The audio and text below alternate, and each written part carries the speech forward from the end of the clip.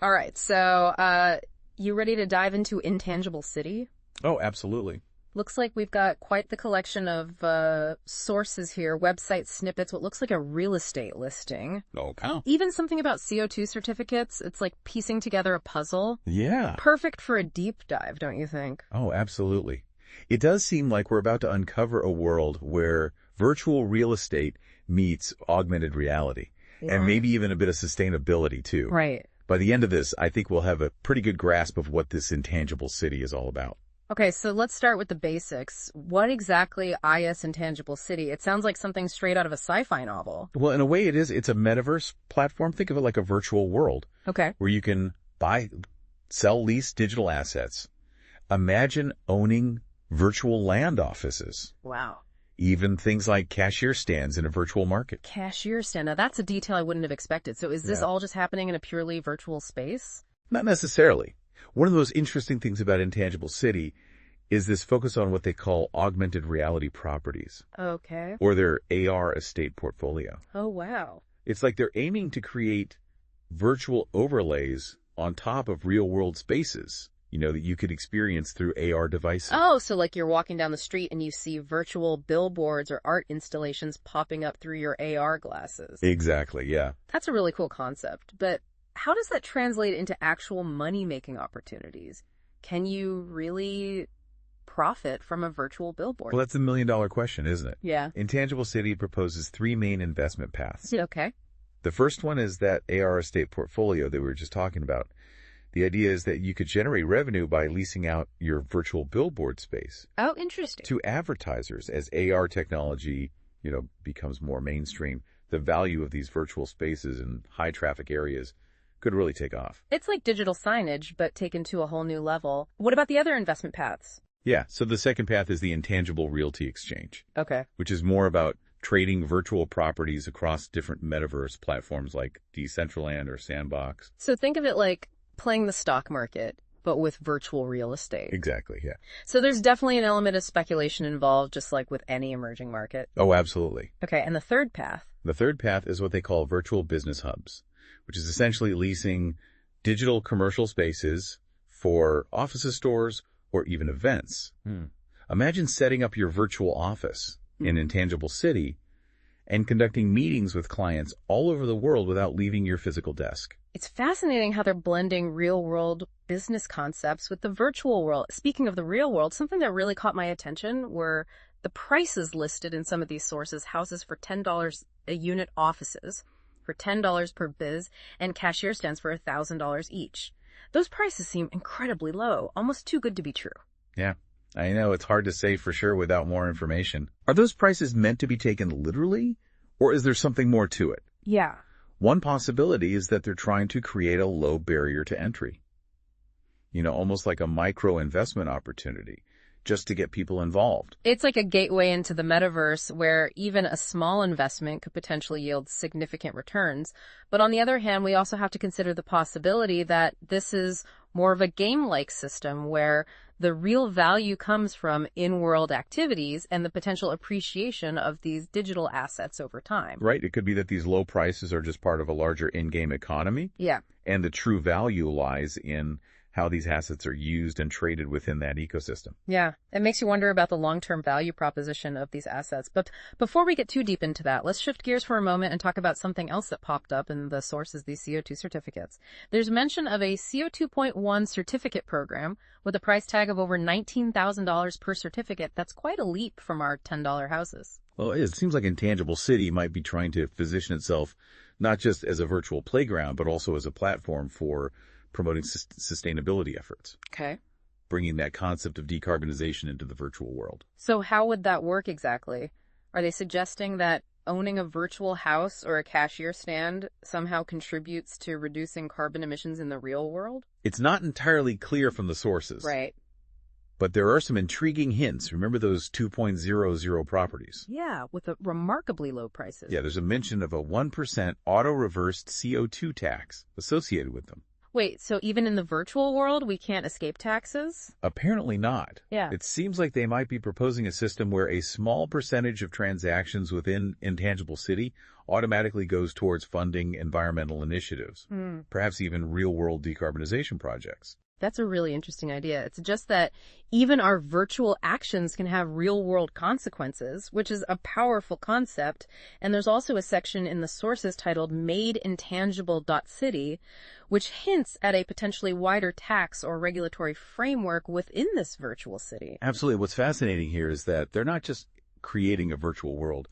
They're attempting to build a virtual society with its own rules, regulations, and mechanisms for addressing issues like environmental responsibility. Okay, now my mind is really starting to spin. We've got virtual real estate, augmented reality, CO2 taxes, and now a whole virtual society. This intangible city is a lot more complex than it initially seemed. It definitely is. And the more we dig into these sources, the more questions we seem to uncover. Right. But that's what makes this so intriguing. We're peeling back the layers of a truly unique and potentially groundbreaking project. I'm hooked, but let's not get ahead of ourselves. We've got a lot more ground to cover. Where should we go from here? Let's delve into some of the specifics of how Intangible City might actually function. There are some intriguing details scattered throughout these sources that might give us some clues. I'm all ears. Let's see what other surprises this intangible city has in store for us. For example, they mention QR codes linked to live bios. Oh, okay. I'm curious. What do you think those might be for? It could be a way for users or businesses to create profiles within Intangible City. And share information about themselves, maybe their virtual business, or even just their metaverse persona. Oh, interesting. It adds a layer of interactivity to the whole experience. Right. There's also a mention of proto-notary at intangible.city and intangible.city contact us, which kind of suggests some form of governance structure, or at least points of contact within the virtual city. Right, like a virtual city hall or administrative center. Yeah. Almost like a traditional city, but online. And there are also mentions of a credentials app called key.intangible.city and a cooperation platform called coop.intangible.city. What could those be about? Well, the Credentials app could be how users access and manage their digital assets, kind of like a digital wallet, specifically for Intangible City. Okay. It could hold your virtual property deeds, CO2 certificates, and any other important information. Right. And the cooperation platform is intriguing. It could be a space for users to come together, collaborate on projects, maybe even engage in some form of virtual community governance. And to add to that, the Made Intangible.City section hints at a gamified reputation system and a user-elected council. Oh, that's interesting. It seems like they're really trying to build a sense of community within Intangible City, not just a collection of digital assets. Right. This reputation system and elected council suggest a more decentralized approach to governance, where the users have a real say in how the city operates. It's like they're taking elements of real-world city planning and governance and applying them to the metaverse. But something we haven't addressed yet is how all of this ties back to those incredibly low prices we talked about earlier. There's still a part of me that's wondering if those are actual dollar amounts or some sort of in-game currency. Yeah, that's a valid point. It's crucial to figure out how these virtual transactions relate to real-world finances. Right. The sources mention an escrow fee. Right, a potential 50-50 escrow fee. Yeah. What do you make of that? It suggests that there's a process in place for buying and selling these properties, potentially involving real-world transactions, but the use of the word potential leaves some ambiguity. It could mean that the escrow fee structure varies depending on the type of transaction or property. Perhaps some assets are tied to real-world value while others function more like in-game items with fluctuating value based on their use and demand within the intangible city ecosystem. Yeah, that's certainly possible. It's important to remember that we're looking at a very early stage project here. With a lot of moving parts, they may still be figuring out the specifics of how their financial systems will work. It's a bit like the early days of cryptocurrency when the value was volatile and the regulations were still being developed. It's definitely a high-risk, high-reward scenario, just like any emerging market. Absolutely. But it's also a fascinating case study in how virtual economies might intersect with the real world. For sure. Speaking of due diligence, one thing that stood out to me in the sources, especially when describing the 2.0 properties, was the language used. It sounded almost like marketing copy, with phrases like, get rich by owning a house for just 10 unit. Yeah, I noticed that too. It definitely raises a red flag for me. Anytime you see promises of quick riches, especially in an uncharted territory like the metaverse, it's a good idea to proceed with caution. So let's be realistic here. Are we looking at a legitimate investment opportunity, or is this more of a speculative gamble? It's probably a bit of both, to be honest.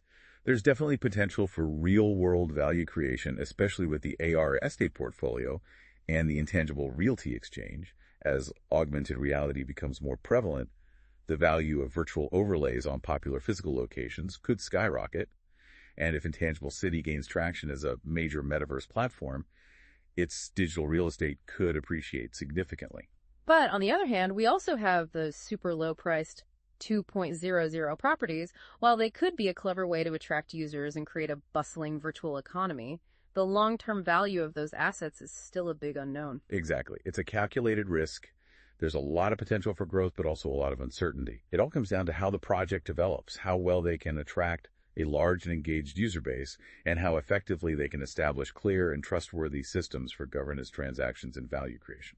So for someone considering dipping their toes into Intangible City, what advice would you give them? First and foremost, do your research. Don't just rely on the marketing materials. Dig deeper. Look for independent analyses and try to understand the underlying technology, the team behind the project, and their long-term vision. Talk to other people who are involved in the metaverse and get their perspectives. That's sound advice. This Intangible City is fascinating, but it's definitely not a get-rich-quick scheme. Absolutely. It's a long game with a lot of potential, but it requires careful consideration and a healthy dose of skepticism. Okay, so we've covered the basics of Intangible City, the investment opportunities, and the need for caution. Now I want to shift gears a bit and talk about something that has me really intrigued. The integration of augmented reality, this whole idea of virtual overlays on the real world, is mind-blowing. It is, isn't it? It really blurs the lines between the physical and digital world in a way we haven't seen before. And it has the potential to completely transform how we interact with our surroundings. Imagine walking down the street and seeing virtual storefronts superimposed on real buildings, or historical information about a landmark popping up on your phone as you walk by. Or even personalized recommendations for restaurants or events based on your preferences.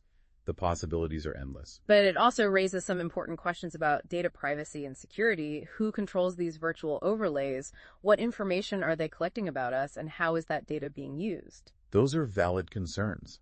As AR technology becomes more ubiquitous, we need to ensure that these systems are designed with privacy and user control in mind. It's crucial to have clear regulations in place to protect individuals' data and prevent misuse. It also makes you think about the potential for a digital divide, where those who can afford to access influence these AR experiences have a significant advantage over those who can't. Absolutely. It's essential to ensure that access to AR technology and experiences is equitable, and that everyone has the opportunity to benefit from its potential, not just a select few. It's clear that AR has the potential to revolutionize not just real estate, but many aspects of our lives. But it's up to us to shape how this technology is developed and deployed, ensuring that it benefits society as a whole. I couldn't agree more. It's a powerful tool with the potential for both good and harm, and we need to have open and informed discussions about its implications. Now, there's one more aspect of Intangible City that I want to explore in more detail, the social and governance aspects. We've touched on this a bit earlier, with the hints of a virtual society, rules, regulations, and even a user-elected council. Yes, that's one of the most unique and potentially groundbreaking aspects of this whole project. They're not just creating virtual space. They're attempting to build a virtual society with its own system of governance and resource allocation. And this idea of a gamified reputation system really caught my attention. It suggests they're trying to incentivize positive behavior within the community by rewarding users for their contributions. It's a fascinating concept. Imagine a virtual world where your actions have consequences both positive and negative, and where your reputation within the community directly impacts your opportunities. And the idea of a user-elected council implies a level of democratic decision-making that's rare in most online platforms. Most online spaces are governed by centralized authorities, often with opaque decision-making processes. Intangible City seems to be exploring a more decentralized and participatory approach. It's a bold experiment. Whether they can pull it off remains to be seen, but it's certainly worth watching. If they can create a thriving virtual community with effective self-governance, it can have a ripple effect on how we think about online communities and the management of digital resources in general. Imagine online platforms where users have a real say in the rules and policies that govern their interactions, where decisions about resource allocation are made transparently and democratically. It could be a real game changer, shifting power away from centralized corporations and towards the users themselves. But of course, there are many challenges and potential pitfalls. Can they prevent manipulation and ensure fairness in elections? Can they effectively moderate content and prevent abuse? Can they balance individual freedoms with the needs of the community? These are all tough questions, and only time will tell if Intangible City can find workable solutions. Wow, it feels like we've only scratched the surface of this intangible city. Yeah. I'm already thinking about all the possibilities, and to be honest, the potential pitfalls too. Yeah, it is a lot to process. We went from virtual real estate, AR overlays to CO2 certificates, user-elected councils. Yeah. It's like they took elements from every corner of tech and blended them into this ambitious and maybe kind of crazy project. It's definitely pushing boundaries, which I think makes it so fascinating. But let's shift focus for a minute, bring it back to you, the listener. You sent us this collection of sources. Right. Clearly, something about Intangible City sparked your curiosity. What stands out to you the most? What are your biggest takeaways, your burning questions, or even your gut feelings about this whole thing? You know, we explored a lot of information, but at the end of the day, it's up to you to decide what resonates with you. Right. What do you want to learn more about? Yeah. What aspects of Intangible City pique your interest? Maybe the potential of virtual real estate excites you, or perhaps you're drawn to the social and governance aspects, the idea of building a more democratic and sustainable online community. Or maybe you're just trying to wrap your head around the whole thing, wondering if this is a glimpse into the future or just a passing fad, whatever your reaction is. Remember, this is still a very early stage project. There are a lot of unknowns, and the whole metaverse landscape could change drastically in the coming months and years. Yeah, that's part of what makes it so exciting, though, wouldn't you say? Oh, absolutely. We're witnessing the birth of a new kind of digital world. Right. And there's a sense of possibility and potential that's both exhilarating and a bit daunting. It's like standing on the edge of a vast, uncharted territory. You don't know what lies ahead, but you can't help but feel a sense of adventure and wonder. Exactly, and that's the spirit we encourage you to bring to your own exploration of Intangible City. Don't take everything at face value. Yeah. Question assumptions, dig deeper, explore different perspectives, and most importantly, form your own conclusions. Intangible City may or may not become the revolutionary virtual metropolis it aspires to be, but it's a sign of the times for sure. The lines between the physical and digital worlds are blurring, and the way we live, work, play, interact is undergoing a pretty profound transformation. It's just one of many experiments unfolding before our eyes as we enter this new era of the metaverse. So as we wrap up this deep dive, we want to leave you with a sense of curiosity and a desire to explore further. Keep those AR glasses polished and your digital wallets ready. The future is being built right now, and it's up to all of us to shape it. Absolutely. We hope this deep dive has provided you with the knowledge and insights to navigate this exciting and ever-evolving world of the metaverse. Until next time, keep exploring, keep learning, and keep diving deep